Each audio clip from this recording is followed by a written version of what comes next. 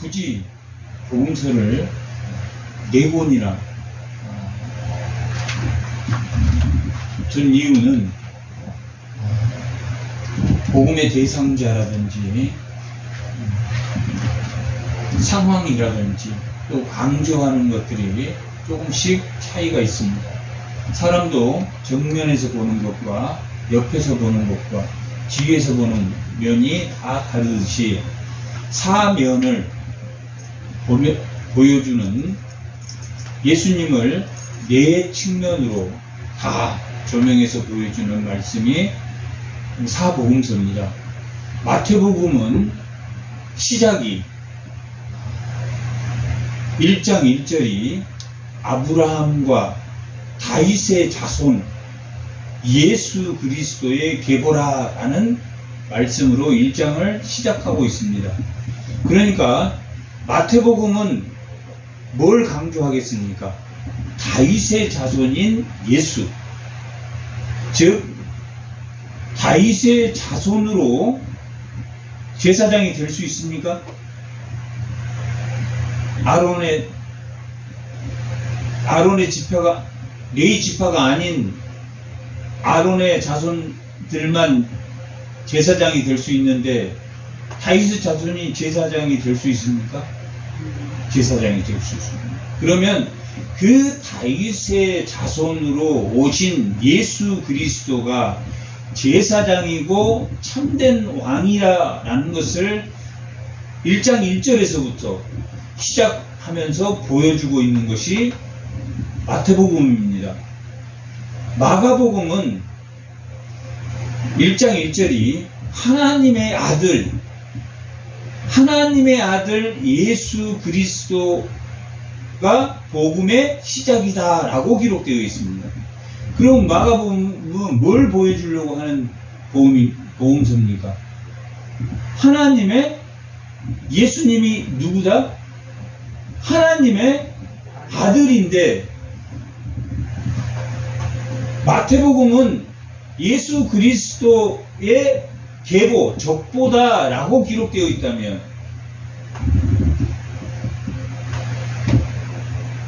하나님의 아들 예수 그리스도의 복음의 시작이다 라고 말하고 있는 것은 하나님의 아들로서 복음 사역을 어떻게 했는가 라고 기록하고 있는 것이 주로 사역 중심으로 하나님의 아들이 어떤 사역을 했는가, 가르치시고 고치시고 복음을 전파하신 그 복음 사역을 중심으로 해서 기록한 것이 무슨 복음이다? 마가복음이다. 누가복음은 1장 1절에 뭐라고 기록되어 있느냐? 우리가 알고 있는, 누가복음 1장 1절 한번 보세요.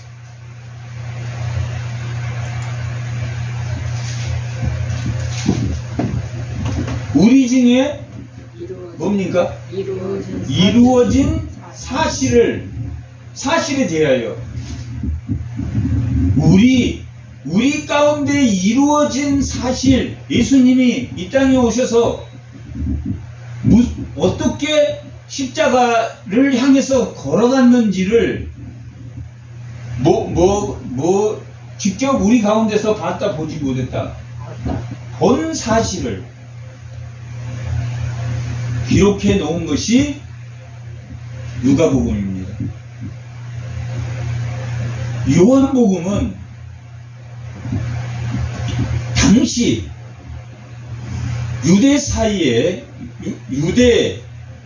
유대인 사이에는 당시 요한복음을 기록할 당시에 영지주의가 많이 있었습니다. 그리고 예수님 제자 공동체와 또 다른 공동체가 있었는데 세례 요한의 공동체가 있었습니다. 그래서 요한복음은 어떤 측면을 쓰고 있냐면, 영지주의자들이 하나님은 육신으로 오신 육신을 가지고 있다, 가지고 있지 않다. 가지고 있지 않는, 육신으로 보이지만, 가현실이라고 하는데, 육신으로 보이지만 예수님은 어떤 사람이다? 영적인 사람이다 라는 분위기가 많았기 때문에 예수님이 하나님의 아들인 그 하나님이 뭐에 따르는 것을 보여줬어야 됩니까? 육신으로 오신 신성이다라는 것을, 너희들이 말하는 그 신성이 영으로 되는 게 아니라 육신으로 왔는데 육신으로 온 사람이다 라는 것을 강조하는 것이 아니라 육신으로 온 참된 누구다? 하나님이시다 라는 것을 말해주고 있어요. 그럴 필요성이 있었다는 거예요.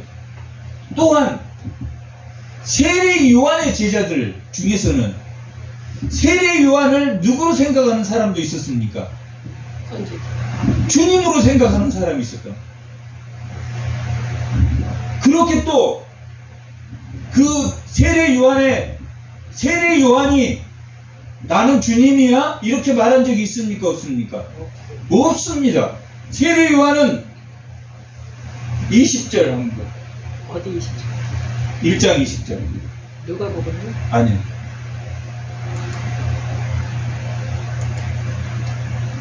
다 같이 한번 읽어보겠습니다. 요한이, 이게 요한은 누굽니까? 세례 요한입니다. 요한이 드러내어 말하고 숨기지 아니하니 드러내어 하는 말이 나는 그리스도가 아니다 한데 또 묻되 그리하면 누구냐? 너가 엘리야냐? 지금 이게 그 유대인들이 지금 세례 요한한테 너 그리스도냐? 다음에는 뭐라고 물어봅니까? 두 번째는 엘리야냐? 그랬더니 나는 엘리야가 아니다 그러지 않고 그냥 나는 아니다. 여기서는 나는 그리스도냐 물으면 나는 그리스도가 아니다. 여기에서는 나는 엘리야가 아니다. 그러면 너가 그 선지자냐? 대답하되 뭐라고 말했습니까? 나는 아니다 라고도 안 하고 그냥 아니라니까. 나는 아무것도 아니야. 나는 세례 요한은 자기를 뭐라고 생각했냐면 예수를 주님으로 잘 모시는 그런 나는 아니다. 나는 아니다. 우리가 뭘 부인해야 예수님의 제자라고 했습니까? 자기를 부인해야 돼. 당시 세례 요한의 제자들은 어떤 걸 가지고 있었냐면 자기들이 특별하다고 생각했다. 그런데 세례 요한 공동체의 그 세례 요한은 뭘 부인하고 있습니까? 자기를 부인하고 있다. 자기를 부인하고. 나는 그리스도도 아니고 나는 엘리야도 아니고 나는 그 선지자도 아니다. 나는 아무것도 아니다. 그는 예수님은 흥해야 되고 나는 쇠해야 된다. 그렇게 자기를 부인하는 사람이었지만 제자들 간에는 세례 요한의 제자들은 금식도 하고 금식하는데 우리는 금식해야 되지 않습니까? 라고 예수님의 제자들이 예수님에게 물어봤을 때 신랑이 있을 때는 금식을 해야 된다. 금식을 하지 않아도 된다. 안 해도 된다 라고 예수님이 가르쳐주는 것처럼 이 요한복음을 통해서 세례 요한이 잘못됐다라는 것을 강조하는 게 아니라 그 제자들이 누구를 바라보아야 된다? 예수를 바라보는 그러한 복음서로서의 역할을 하고 있는 것이 무슨 복음서다? 요한복음서다. 그러나 이 요한복음의 기록 목적을 이 요한복음을 기록한 목적은 20장 31절에 뭐라고 하냐면 제자들이 누구를 믿게 하려고 하는 것이다? 예수를 20장 31절 30절 31절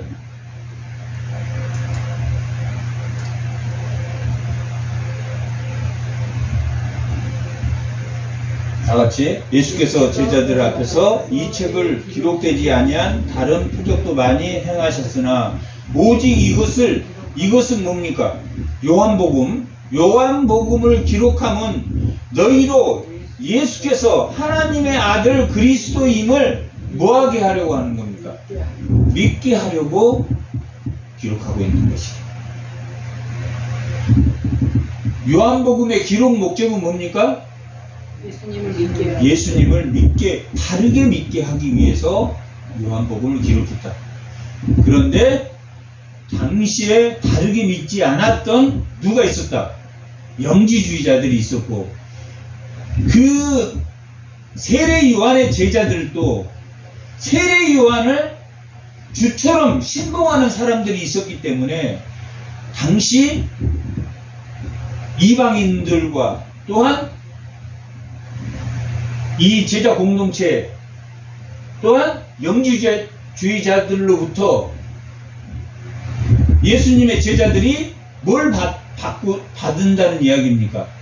미혹을 당하고 있었기 때문에 그들을 믿게 하기 위해서 뭘 기록했다? 요한복음을 기록했다. 마태복음은 뭘 기록하고 있는 겁니까?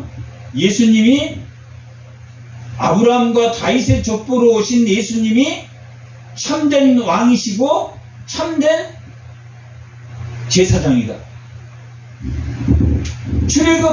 출바벨론 한 이후에 왕이 있었습니까? 없었습니까? 왕이 없었단 말이에요. 왕이 없었는데 왕이 드디어 나타나셨어. 그리고 그분이 참 제사장이야. 그것을 기록해서 누구를 대상으로? 유대인들을 대상으로 기록해서 보여주는 복음서가 무슨 복음서다? 마태복음이다.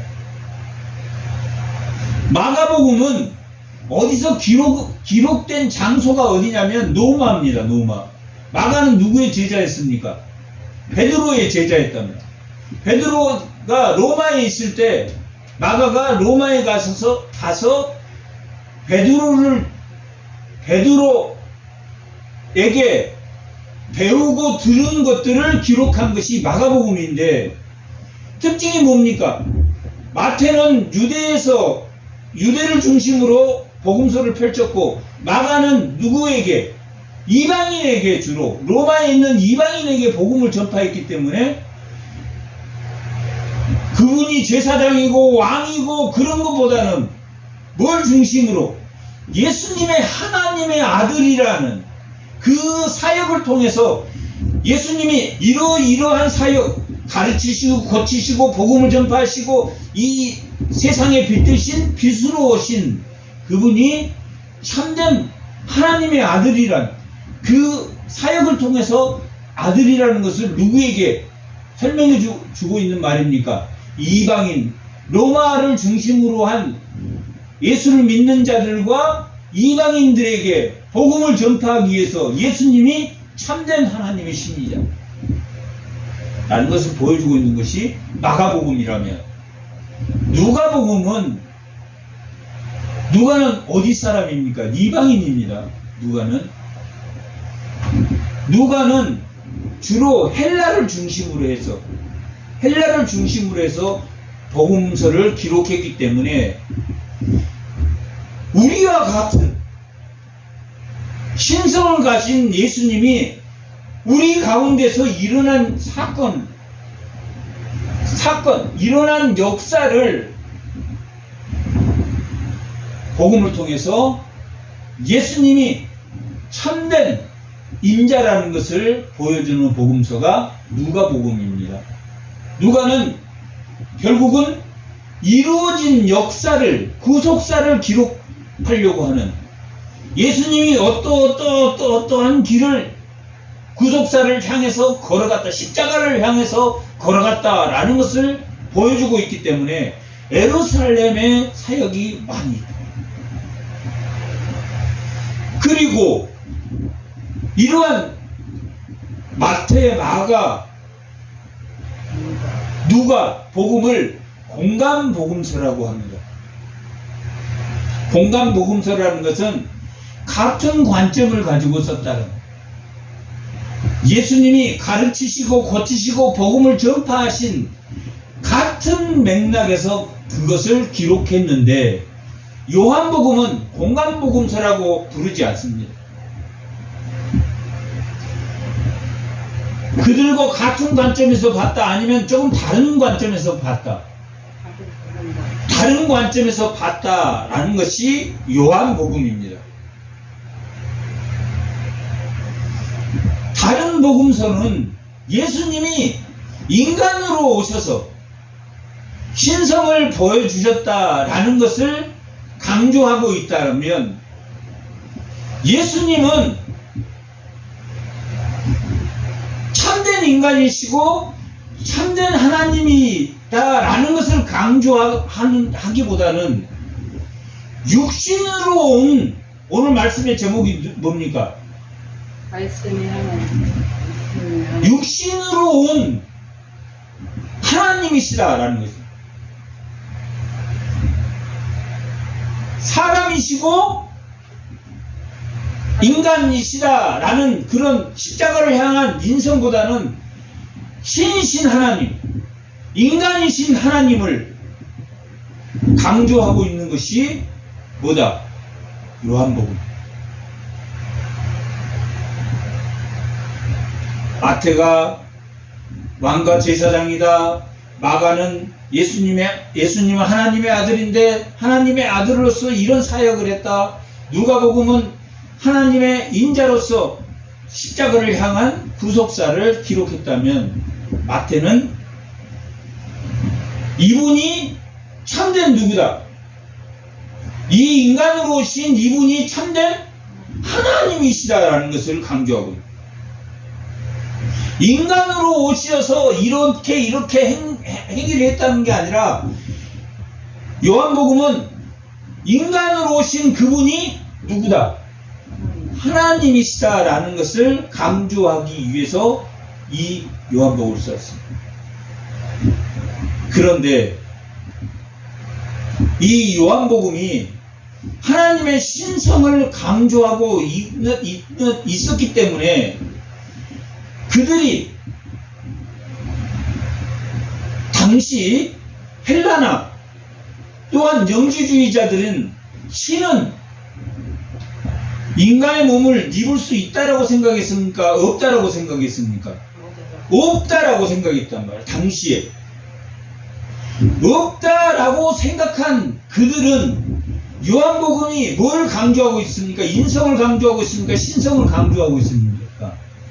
육신으로 오신 하나님이시다. 신성을 강조하고 있습니다. 요한복음은. 성육신이라는 것은 육신이 하나님이 되셨다. 하나님의 육신을 가진 하나님이시다라는 것을 의미하는 겁니다. 그래서 영지주의자들이 이 요한복음을 또한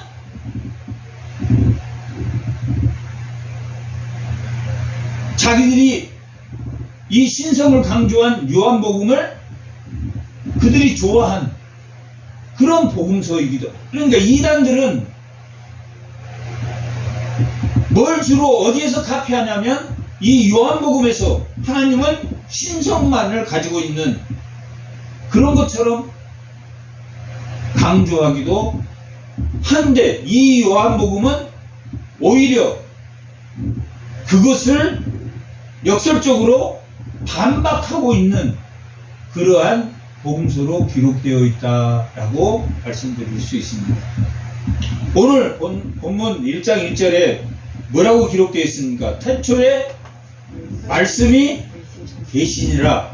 이 말씀이 하나님과 함께 계셨으니 이 말씀이 곧 하나님이시라. 말씀이 하나님이시다. 그런데 그 말씀이 언제 때 말씀입니까? 태초에 주님. 태초의 말씀이란 말이에요. 그 말씀이 하나님이신데, 그 말씀이 예수님이신데, 그 말씀은 어디에 있었다? 태초에. 태초에 있었다라. 예수님은 시간적으로 어디에 계셨던 분입니까? 태초에.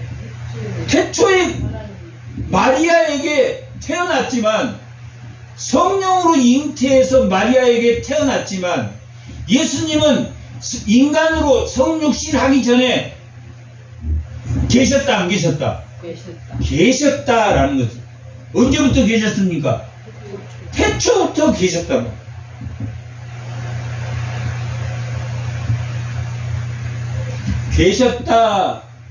계셨다라는 말은,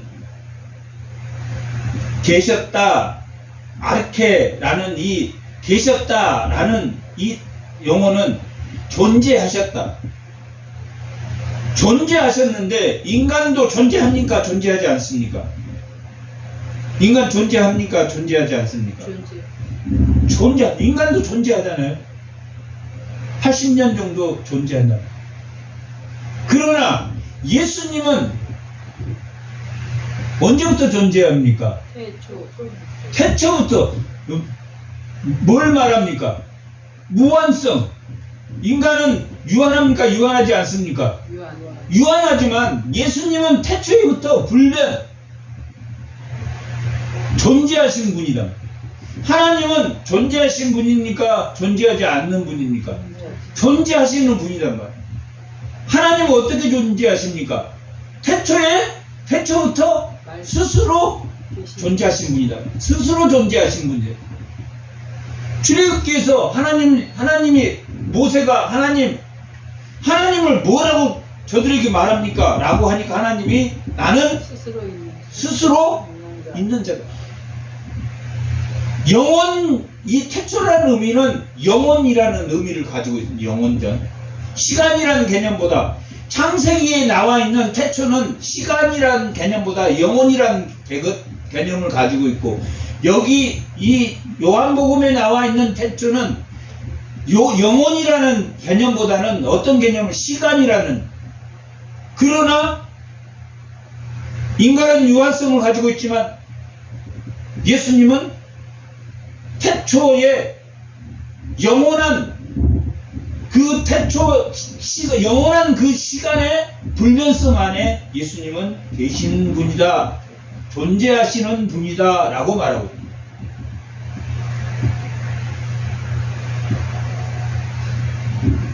하나님은 자기를 나는 무엇이다 라고 말했습니까? 나는 스스로 있는 자이다 라고 말하고 있는데, 오늘 본문이 태초라는 나는 시간의 불변성 안에 있는 존재다, 계신다 라는, 아르케 존재한다 라는 의미를 가지고 있는데, 이 요한복음에는 몇 개의 자기 존재를 표시하고 있냐면 7개의 자기 존재를 표시하고 있습니다. 나는 생명의 떡이다. 하나님은 스스로 있는 자고, 예수님은 나는 생명의 떡이다. 8장에는 나는 빛이시다. 나는 빛이다. 10장에는 나는 양의 문이다. 10장에 나는 선한 목자다. 11장에 나는 부활이고 생명이다. 그 다음에 14장에는 나는 길이요 진리요 생명이다. 15장에는 나는, 7번째, 나는 참 포도나무다. 나는 참 포도나무다. 몇 개를 요한복음에서 기록하고, 자기 존재에 대해서 몇 개를 기록하고 있냐면 7개를 기록하고 있습니다. 나는 생명의 떡이다. 나는 8장의 빛이다. 10장에 나는 양의 문이다. 문이다. 나는 선한 목자. 목자다. 11장에 나사로를 살리면서 나는 부활이요 생명이다. 14장에 도마가 물어볼 때 나는 길이요 진리요 생명이다. 15장에 나는 포도나무다. 참 포도나무다. 라고 자기 계시를, 자기 존재를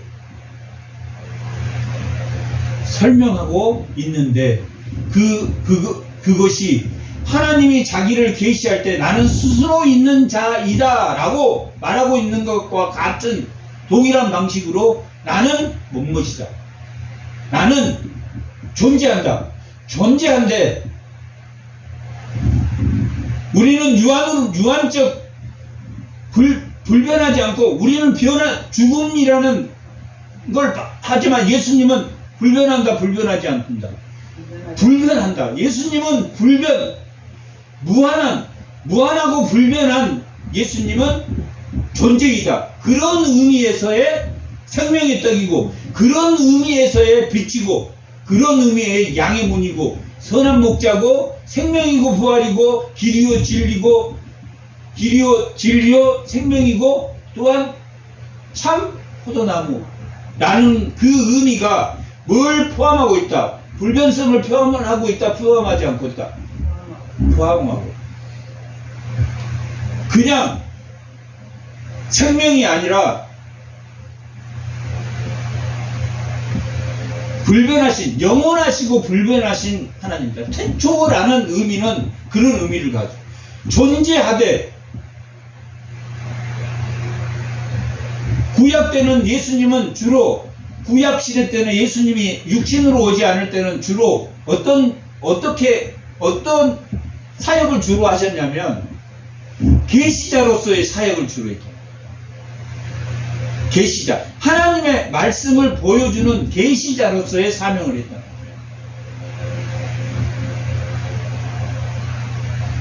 그런데 예수님이 신약에 오셔서는 계시자보다도 어떤 역할, 계시자의 역할도 하고 중개자의 역할도 하지만 어떤 역할을 하냐면 빛과 생명의 역할을 한다. 평화를 주는 역할을 한다. 평강, 차별이 없는 평강을 주는 역할을 하게 된다. 그러기 위해서 예수님은 말씀이 육신이 돼서 오셨는데 태초에 그 말씀이 계셨다라고 여기는 헬라어로 이 말씀은 로고스입니다. 로고스. 근데 구약의 말씀은 히브리어로 다바르라는 의미를 가지고 있습니다. 근데 이 말씀은 구약의 다바르라는 말씀에서 온 로고스를 말합니다. 그런데 이 요한복음이 어디에서 기록됐다고 보느냐면 에베소에서 기록되었을 것이다 라고 보고 있고, 그 에베소를 중심으로 한 그 헬라 문화가 당시 지배했기 때문에 그 헬라 문화에 로고스라는 단어를 사용하고, 로고스, 헬라의 말씀이라는 단어가 로고스인데, 그 로고스는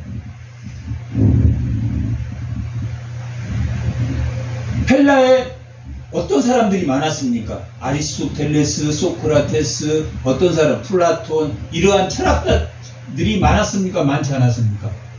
많았단 말이에요. 근데 이 헬라에 그러한 지혜자들이 많았던 이유가 뭡니까? 이유가 저 중국에는 누가 있었습니까? 공자, 맹자 이런 사람들이 있었다. 다 그 시대다. 그 시대에 플라톤, 소크라테스, 아리스토텔레스, 그 공자, 맹자 다 그 시대다. 그 시대에 뭐가 많았습니까? 전쟁이 많았던 거예요. 아수르에서부터 시작하는, 북이스라엘이 기원전 721년에 아수르에게 멸망하고, 아수르 다음에는 바벨론, 바벨론 다음에는 바사, 바사 다음에 헬라, 헬라 다음에는 누가? 로마. 그 700년, 기원전 700년에서 예수님이 오시기까지 그때 모든 성인들이 공자, 맹자, 플라톤, 아리스토텔레스, 누구까지, 부처까지 그때 사람들이 전쟁이 많은 그 시대에 뭘 기원했을 것 같습니까? 평화. 평화를 기원했다. 하나님은 그 전쟁의 역사에, 우리 영화 보면 전쟁 영화 나오면 페르시아, 바사, 알렉산더 다 그런 전쟁 영화란 말이야. 그때는 전쟁의 시대였다. 사람이 길거리에 죽어 있어도 그냥 아 죽었구나 하고 지나가던 그런 시대. 그때 평화를 구했다. 하나님이 그 전쟁의 시대에 참된 왕을 보냈겠습니까? 보내지 않았겠습니까? 보냈다. 참된 왕을 보낸 그 예수 그리스도를 보내셨단 말이에요. 그럴 때 그 헬라에는 이데아와 로고스라는 그 말씀, 그 진리, 그들이 말하는 인문학적 진리로 뭘 가질 수 있다라고 생각했습니까? 평화를 가질 수 있다 없다? 참된 지혜를 가지면, 인문학의 지혜를 가지면 평강을 가질 수 있다, 갖지 못한다. 가질 수 있다라고 정의하는 것들이 그때 당시의 철학입니다. 아리스토텔레스는 유명론, 그 하나님이 만든 만물을 찾아보니까 끝에 누가 있더라? 하나님이 있더라. 플라톤은 실제로는 겁니다. 위에 이데아, 로고스, 참된 지혜가 있으면 그 지혜의 플라톤을 찾아보니까 그 지혜로 말미암아 뭐가 만물이 만들어졌더라라고 생각한 그런 철학들이 있단 말이에요. 그 실제론과 유명론이 오늘날 이 성경을 조직신학이라고 하는 그것들이 이 하나님을 철학으로 해석해 놓은 것이 조직신학입니다. 그런 실제론과 유명론을 합쳐서 만들어 놓는 것이, 그런 관점에서의 이 말씀이라는 것은 플라톤이 주장한 인간들의 인문학적 노고스를 이야기하고 있지만, 실제로 이 요한복음에서 말하고 있는 이 로고스는 인문학적 참된 진리를 찾는 그 철학자들의 실제론이라는 그런 로고스가 아닌 무슨 로고스다? 구약에서 말하고 있는 다바르, 구약의 말씀에서 구약의 말씀, 그 말씀으로 뭐 하셨습니까? 창조하셨단 말이에요. 이 헬라어로 로고스라는 단어를 쓰고 있지만 이 태초라는 단어가 창세기 1장 1절에 나옵니까? 안 나옵니까? 나온단 말이에요. 그리고 하나님과 예수님과 성령님이 그 흑암에 운행하시면서 뭘 만들었습니까? 만물을 창조하셨단 말이에요. 창조하셨어요. 그때 예수님이 그 창조에 참여했습니까? 참여하지 않았습니까? 창조한 그 말씀이, 그 다바르가 육신으로 오셨다, 오시지 않았다? 육신으로 오셨다라는 것을 지금 1장 1절에서 말하고 있어요. 그러면 그 태초에 창조하신 그 예수님의 그 창조 사역으로 예수님은 하나님이 말씀으로 창조하실 때 그 말씀에 무슨 역할을 했습니까? 중재자 역할을 했단 말이에요. 말씀을 전해서 만드는, 말미암아 만물이 그로 말미암아 창조됐다 그랬으니까 하나님이 말하면 그 말을 받아서 예수님이 중재하시면 그 만물이 만들어졌다. 그로 말미암아 중재하셨다. 말씀의 계시자기도 하지만 말씀의 계시자는 하나님이 맡기신 것 하시는, 하나님이 보여주고 하나님이 말해주고 그런 것들을 예수님이 증거하시는, 보여주신다. 말씀이 언제 계셨다?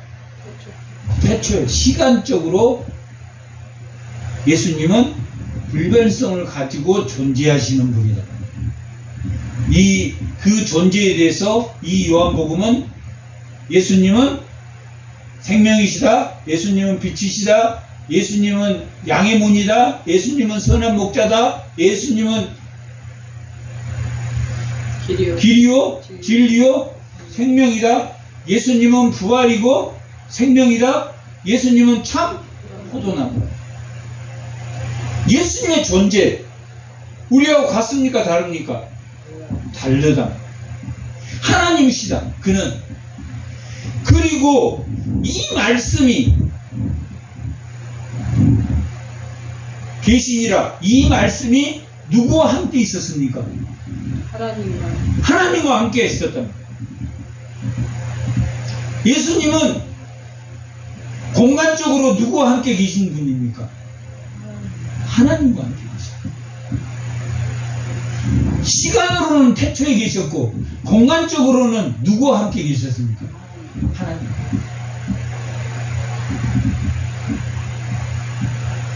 신부는 공간적으로는 하나님과 있었고 그 말씀의 신부는 누구였다고 지금 오늘 말씀의 제목이 뭡니까? 하나님이십니다. 요한복음은 말씀이 육신이 되신 그 신성이신 예수 그리스도께서 하나님의 그 신성을 보여주고 있는, 몇 개의 표적을 보여주고 있습니까? 7개의 표적을 보여주고 있습니다.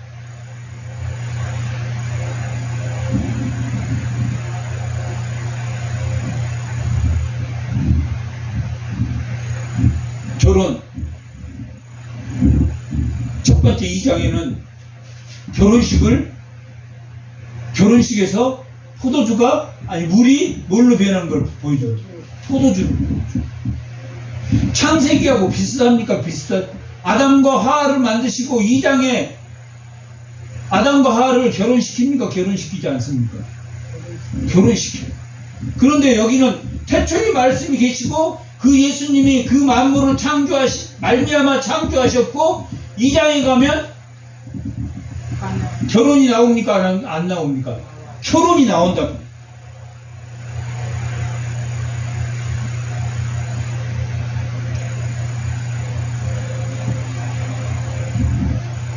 이 요한은 예수님은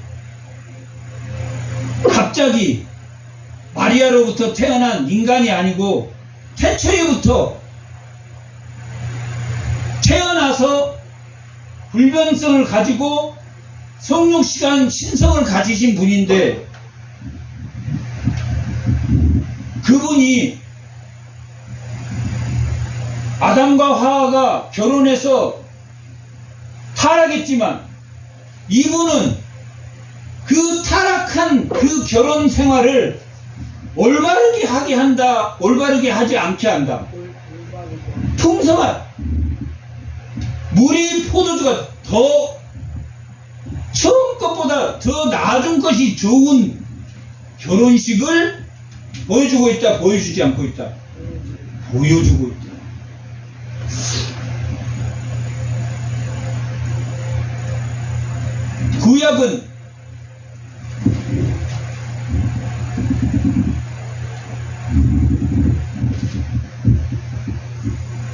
구약에 하나님의 정체성에 대해서 구약은 하나님의 인간을 향한 사랑과 뭐라 그랬습니까? 정의랑. 구약은 왜 사랑과 정의라고 했습니까?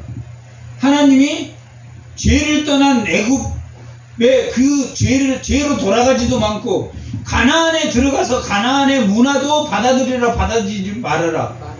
마라. 좌우에서 치우치지. 좌우로 치우치지 않는 것은 문화도 배우지 말고 죄에 다시 돌아가지도 않은 그 시내산에서 뭘 주셨습니까? 쉽게. 율법을 주셨단 말이에요. 율법을 주셨는데 그 율법의 정신이 뭐라고 그랬습니까? 사랑과 정의라고 그랬단 말이에요.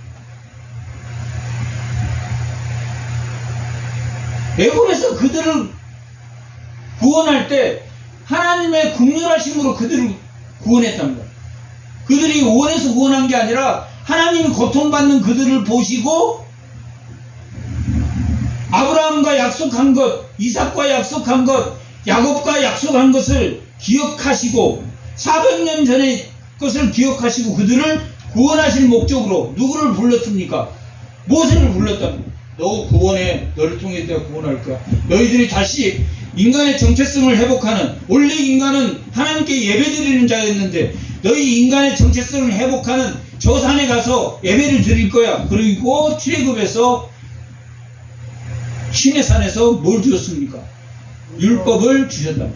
그 율법의 정신이 무엇과 뭐라 그랬습니까? 인내하심과 정의란, 사랑과 공의란. 구약의 통치는 뭘로 이루어집니까? 사랑과 공의로 이루어져요. 정의로. 사랑은 뭡니까? 따뜻합니까? 차갑습니까? 사랑은 따뜻해. 정의는 차갑습니까? 따뜻합니까? 차가워. 은혜는 따뜻합니까? 따뜻하지 않습니까? 따뜻해. 은혜와 진리는 따뜻합니까? 차가웁니까? 차가워. 진리가 나를 자유케 하는데 그 진리를 자기 자유케 하는 그 말씀에 순종하지 못하면 진리는 찔리게 한단 말이야. 우리에게 교훈을 주고 찔리게 한다. 구약은 무엇과 뭘로 다루었다? 정의와 사랑으로, 하나님의 긍휼하심으로 그들을 구원하시고, 정의와 사랑이라면 예수님이 오셔서 그 정의와 사랑의 그 표현을 뭘로 바꾸셨습니까? 은혜와 진리로 바꿔. 왜 은혜와 진리라고 말하냐면 예수님이 주신 사랑은 그 구약에 나타난 사랑과 정의보다 더 나은 겁니까? 더 낫지 않는 겁니까? 은혜 위의 은혜라고 말하고, 은혜 위의 은혜라는 것은 예수님이 십자가에 죽으셨다 죽으시지 않았다, 죽음을 더하신 거야. 구약 때 하나님의 인애와 공의만으로도 그 구약의 백성들은 회개하고 눈물을 흘리고 하나님께로 돌이켰고, 그렇지만 그들이 끝끝내 멸망했던 거야. 그래서 예수님이 그 모든 죄를 대속하고 죽으셨으니까 죽으시지 않으십니까? 죽음을 더했던 거야. 그래서 뭐라고 말하냐면 16절 16절 다 같이 한번 우리가 다 그의 충만한 데서 받으니 은혜 위에 은혜. 십자가를 더하셨어요.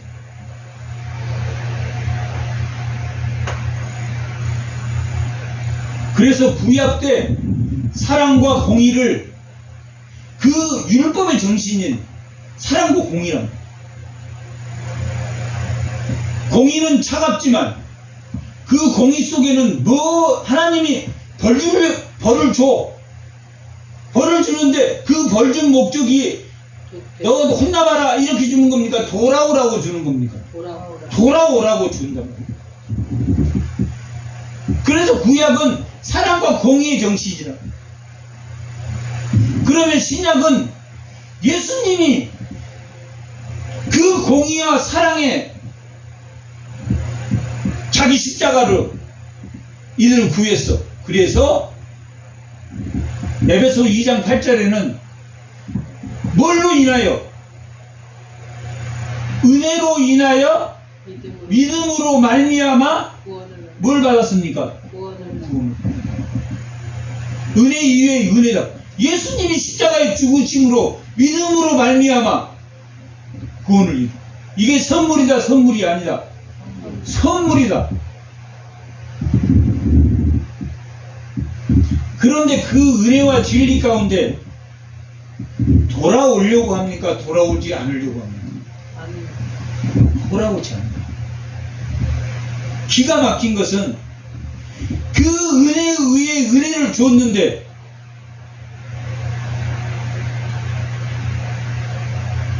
끝까지 돌아온다, 돌아오지 않는다. 끝까지 돌아오지 않는다. 자기가 맞다라고 생각. 세례 요한이 자기가 맞다고 했습니까? 자기를 부인했습니까? 자기를 부인했어. 엘리야냐? 너가 목사냐? 목사 축에도 못 깁니다.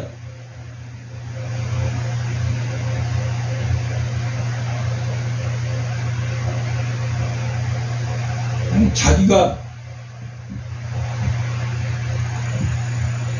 예수님이 십자가에 죽으시고 그 은혜 위에 은혜로 우리 가운데 임하지 않으면 우리는 뭡니까? 아무것도 아니야. 우리는 아무것도 아니야. 그런데 예수를 믿으면 내 공로로 예수를 믿는 겁니까? 예수의 핏값으로 내가 믿는 겁니까? 예수의 핏값으로 믿는 거지. 나는 여전히 뭡니까? 옛사람의 모습이란 말이야. 나는 자기가 옛사람, 자기가 아무것도 아닌 존재야. 우리가 어둠으로 있기 때문에 뭘 받습니까? 고난을 받는 거예요. 어둠으로 있기 때문에. 너무나 안 바뀌니까 이 고난 줘, 또 저 고난 줘, 저 고난 줘.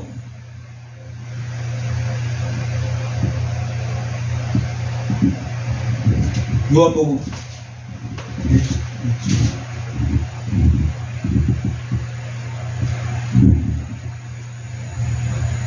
5절 4절 5절 요한복음 4절 그 안에 생명이 있었으니 이 생명은 누구의 빛입니까? 사람들의 빛이다. 예수님은 사람의 빛이야. 사람들을 밝혀주는 빛이야. 생명이 있었단 말이야. 생명이 있단 말이야. 이 생명은 하나님을 아는 생명입니까? 모르는 생명입니까? 하나님 아는 생명이 있어요. 그 생명이 뭐냐면 빛이야. 요한복음 5장에서는 이 생명의 근원이 다 누가 보여준 겁니까? 하나님이 보여줬어. 하나님이 가르쳐줬고 하나님이 그리고 자기가 행하는 것이 하나님이 가르쳐준 그 가르쳐준 대로 자기는 행동한다라고 고백합니다. 하나님과의 관계에서 예수님이 하나님이 자기에게 보여줬고 그 보여준 대로 행동한다. 자기는 그 생명이 뭐다? 빛이다. 그런데 그 빛이 뭘 비춥니까? 어둠을 비춘다. 어둠은 누굽니까? 우리 자아란 말이에요. 우리 자아. 어둠을 비추는데 그 어둠이 깨닫지 못하더라라고 하는 것은 여기서 깨닫지 못한다라는 말은 지식적으로 알지 못한다라는 의미가 아닙니다.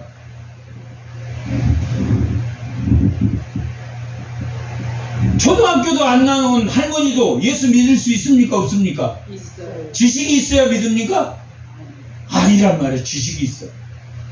복잡한 지식을 설명하는 것은 더 혹시 미혹 당하지 않도록 설명하는 거지. 비추되 어둠이 깨닫지 못하더라 라고 말하고, 깨닫지 못한 게 아니라 깨닫지, 지식이 없어도 깨닫지 못하는 게 아니라 깨닫지 않더라요. 않더라. 믿을 수 있는데 안 믿어. 믿을 수 있는데 안 믿는다라는 의미입니다. 이 의미는 뭐가 안 믿겠습니까?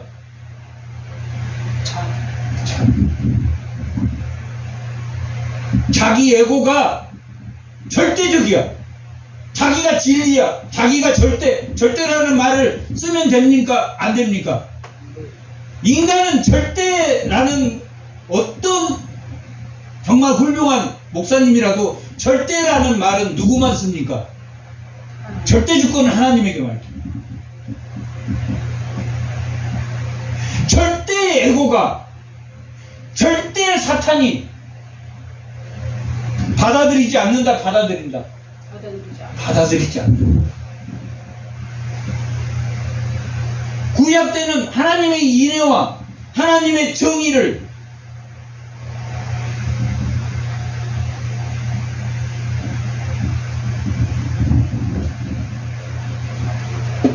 하나님의 백성이 갈급했다면, 이 받아들이지 않는 사람은 무엇과 무엇을 갈급해야 됩니까? 은혜와 진리.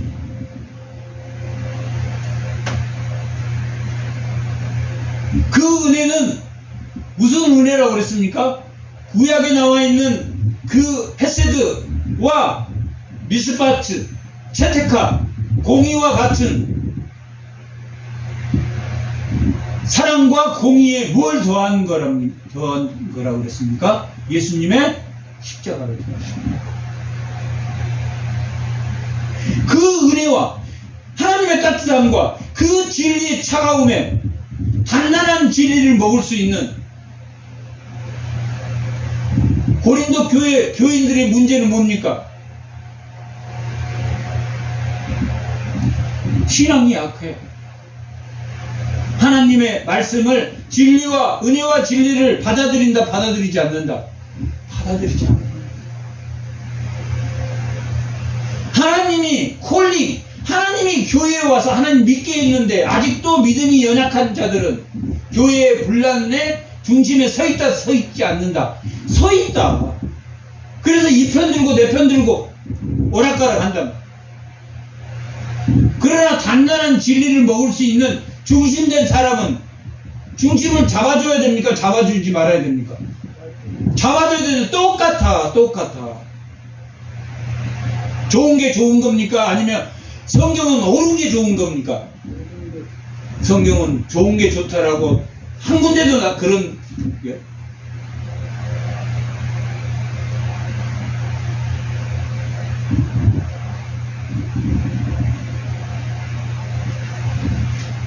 깨닫지 못하더라가 아니라, 지식이 없어서 모르는 게 아니라 자기를 부인하지 않아.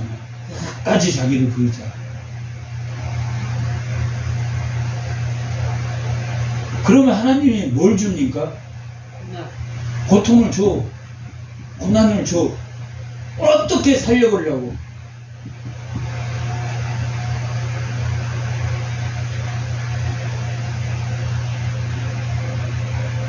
그때뿐이야. 고난 지나가면. 그러면 뭐가 찾아오겠습니까? 회의감이 찾아온단 말이야. 회의감이. 감사함이 찾아오는 게 아니라 회의감이 찾아와. 이것도 싫고 저것도 싫고 이것도 싫고. 점점 그렇게 돼. 이것도 불만이고 저것도. 처음에는 전부 다 감사한 것들이 다 불만으로 와. 왜? 그것이 하나님이 주는 사명이고, 그 고난을 통해서 하나님 나를 믿게 하려고 합니다. 은혜와 진리의 그 예수님이 그거에 감사를 못하면 계속 인간의 회의감이 와. 회의감이 와. 그렇게 사탄은 그렇게 만든다. 사탄은 꿈을 이뤄준 사람이니까 이뤄주지 않은 게, 세상의 꿈을 이뤄주는 게 사탄입니다. 그러나 세상의 꿈을 따라가는 게 아니라 뭘 따라가는, 하나님이 주신 사명으로 따라가야지.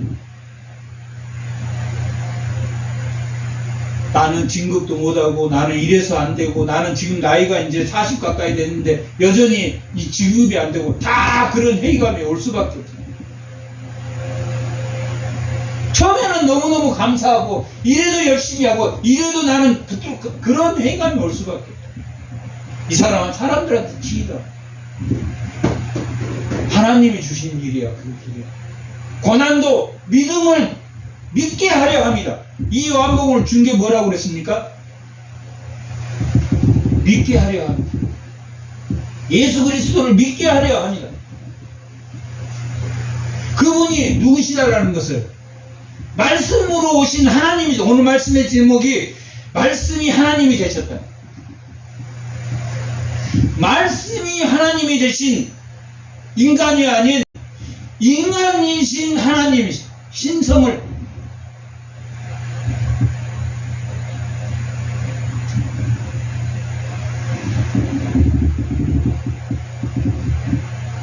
근데 6절에 하나님께서로부터 보내심을 받은 사람이 있으니 그의 이름은 세례 요한이다.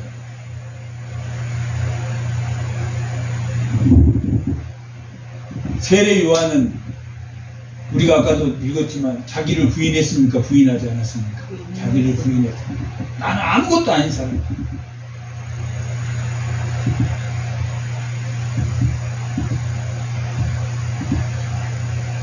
나는 하나님으로부터 보내심을 받는 누구다.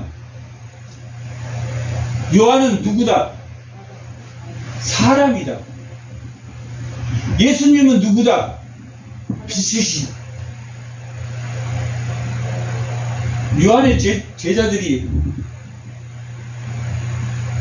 요한을 자꾸 세례 요한을 높이니까 이 요한복음을 통해서 요한이 스스로 고백하고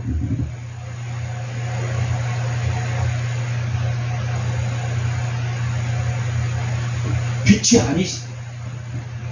19장부터 마지막 절까지는 세례 요한이 자기를 증거하는 거예요.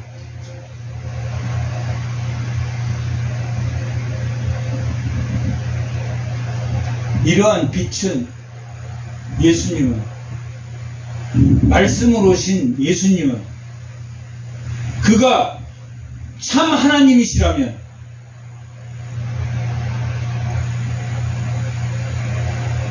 뭘 해결해야 되겠습니까?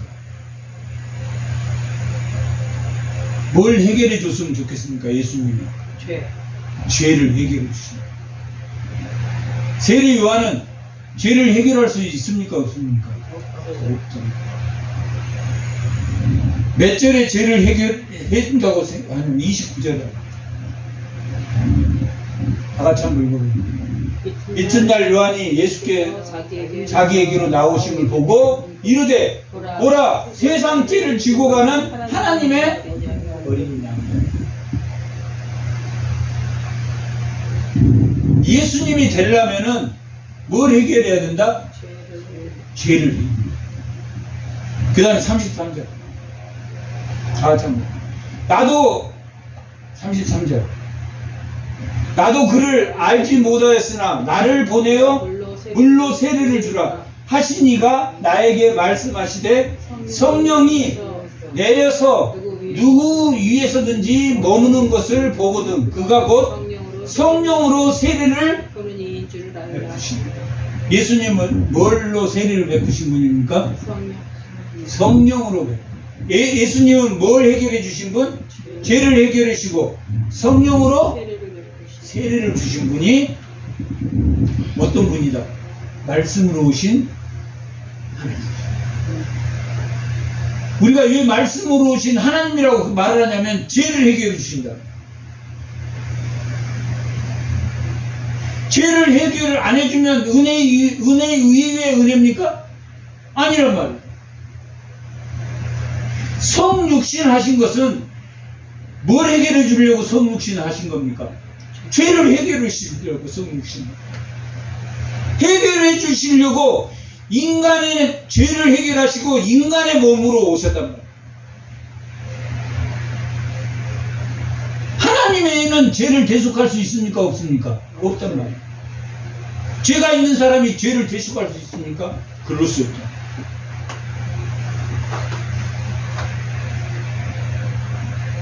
왜 요한복음이 썼고, 왜 그분이 태초의 말씀으로 계셨어야만 하고, 그 태초의 말씀으로 계신 그분이 14장에서 말하듯이 말씀이 육신이 되어 우리 가운데 거하며 우리가 그의 영광을 보니 하나님의 독생자의 영광이요 은혜와 진리가 뭔만 하더라? 충만하더라. 하나님 예수님이 주는 은혜의 양이 작아서 우리가 구원을 못 받고, 예수님이 주는 은혜의 양이 작아서 우리가 회개를 못 합니까? 자기가 거부하는 거예요. 끝까지 거부해요.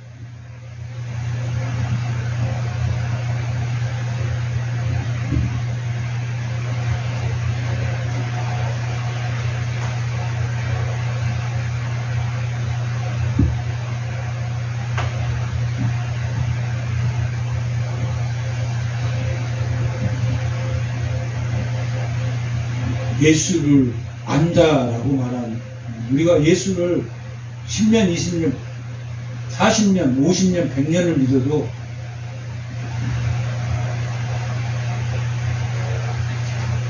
그 은혜와 진리, 그 은혜 위에 은혜에 감사하고,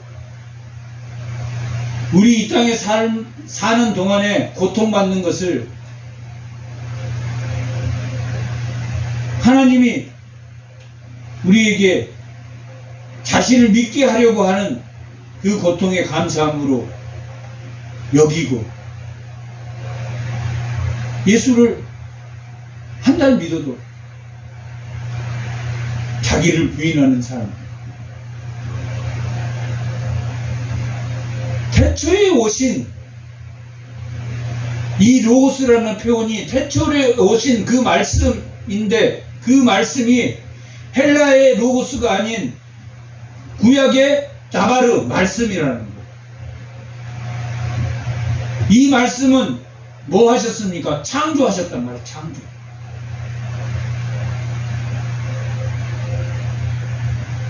성육신, 말씀이 육신돼서 인카네이션, 새롭게 창조되셨단 말이에요. 그러면 우리도 인카네이션 됩니까? 안 됩니까? 우리도 인카네이션, 우리도 변화된단 말이에요. 새 사람으로 변화된다. 예수님. 그러한 말씀을 붙드는 주의 성도들이 다 되시기 바랍니다.